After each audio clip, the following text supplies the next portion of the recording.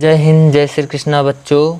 आज हम देखेंगे अब प्रश्नावली 1.1 का दूसरा नंबर क्वेश्चंस क्या है। दूसरा नंबर क्वेश्चंस पढ़ लेते हैं एक बार।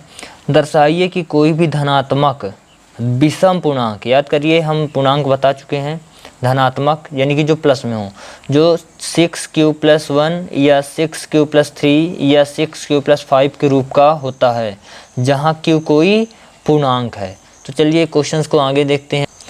तो हमें क्वेश्चंस दे रखा है 6q+1, 6q+3, 6q+5। यहाँ पर देखिए टोटल तीनों क्या है, एक विषम संख्या है। तो हम तुलना करते हैं किससे, यूक्लिड विभाजन प्रमेय का। तो प्रमेय का क्या है ये देख लेते हैं। a = bq+r।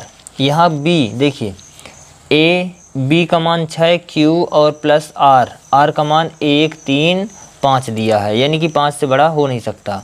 तो यहाँ पर अपन को लिखना पड़ेगा कि b = 6। ये माना क्या है, धनात्मक पूर्णांक है, माना धनात्मक पूर्णांक है। ठीक है, ये धनात्मक पूर्णांक है। तो r का मान क्या क्या हो सकता है, r का मान सीधी सी बात है क्या क्या हो सकता है, 6 से छोटा। क्यों? क्योंकि आप जानते हैं r का मान 0 से बड़ा या 0 के बराबर, लेकिन b के मान से हमेशा छोटा होता है, यानी कि b हमेशा बड़ा होता है। तो r का मान क्या क्या हो सकता है, r का मान हमारा 0 हो सकता है, 1 हो सकता है, 2, 3, 4, 5, बस इतने ही हो सकते हैं, है ना।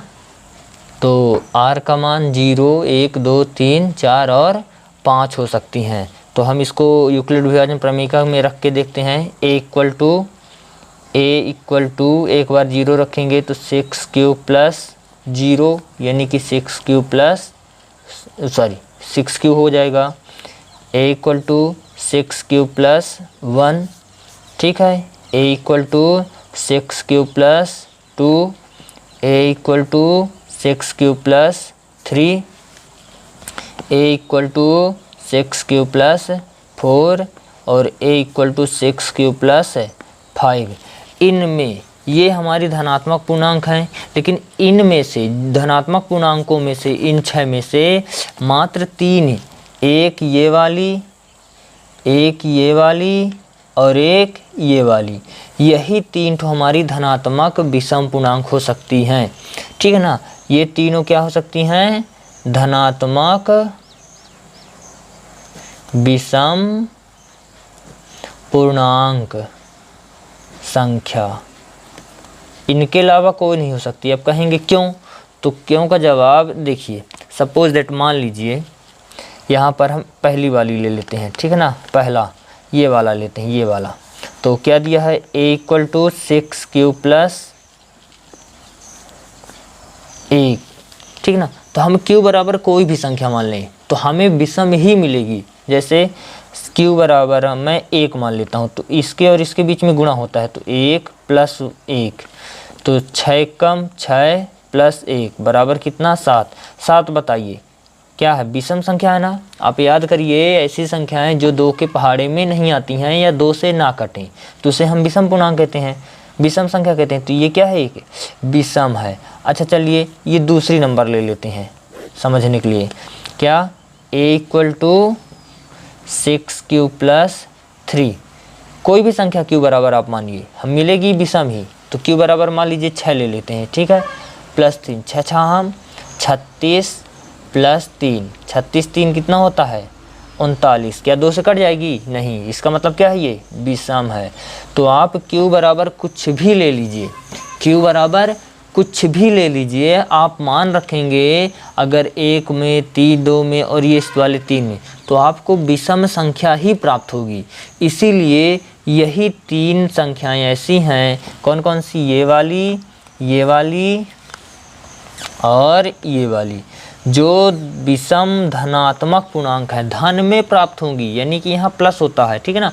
तो यहाँ और यहाँ क्या होता है, यहाँ पर प्लस। तो ये धनात्मक विषम पूर्णांक संख्याएं हैं, जिसे हम इस रूप में लिख सकते हैं। तो ओवरऑल देख लीजिए, सबसे पहले हमारा क्वेश्चन ये है, इसको हम एल्गोरिथम के अनुसार समीकरण लिख लेंगे और b इक्वल टू 6 से यहाँ से देख लीजिए q के आगे क्या है, तो 6 है, b इक्वल टू 6। अब q r का मान क्या क्या हो सकता है, b से हमेशा छोटा, किससे, b से, तो b का मान 6, तो 6 से छोटा ये 0 1 2 3 4 5, ठीक है। और धनात्मक बोला था तो ये प्लस में है। अब हम रख देते हैं इस फार्मूले में सभी को, तो 0 रखेंगे तो 6 क्यों ही मिलेगी, ये हमारी क्या सम संख्या मिलेंगी, इनमें क्या मिलेंगी, सम संख्या, और इसमें क्या मिलेंगी, विषम संख्या। इस प्रकार ये हमारी धनात्मक विषम पूर्णांक कौन कौन सी हो गई, यही तीनों अपनी धनात्मक विषम पूर्णांक होंगी, ये वाली और ये वाली, यही धनात्मक विषम पूर्णांक होंगी, धनात्मक विषम पूर्णांक। आपको इतना यहाँ से लेकर के ये पूरा का पूरा लिख के आना है, ठीक है। थैंक यू, धन्यवाद।